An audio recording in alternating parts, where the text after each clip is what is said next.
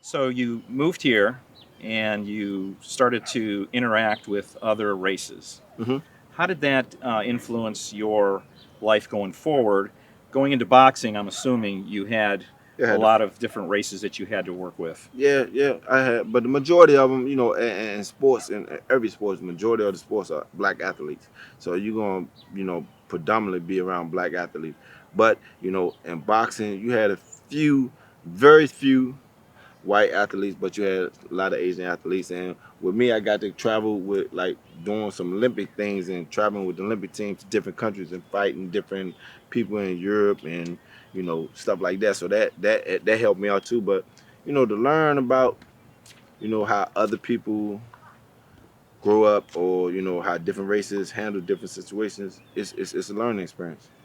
And when did you first decide that I want to be a boxer? That's what I want to do. Really, I always wanted to be a boxer growing up. I always loved to fight. I Did it have love. to do with having the name Winky and people Nah, making nah, fun of nah. you? They didn't do that. I always Can't wanted. imagine that. I always wanted. I love to fight. I love to box. I grew up, like I said, Washington D.C. So I love Sugar Ray Leonard.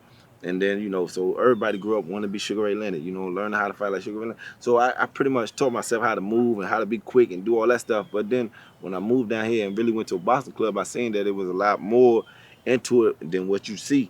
So I had to learn the proper way to do things. And once I did that, it took off. I I started boxing when I was 16.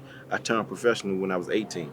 So it was 2 years. In that 2 year time, as an amateur, I had like 60 fights. I should have been nominated to go to the '92 Olympic Games, but once I won the 1990 Olympic Festival, I supposed to got to go to the Goodwill Games, but they wouldn't let me go because they said I ain't have enough experience. And I'm like, well, I just beat the number one and number three guy, so I still should go. But they was like, you need some more experience. So that's when I said, I'm turning pro. So that's why I turned pro in 1990.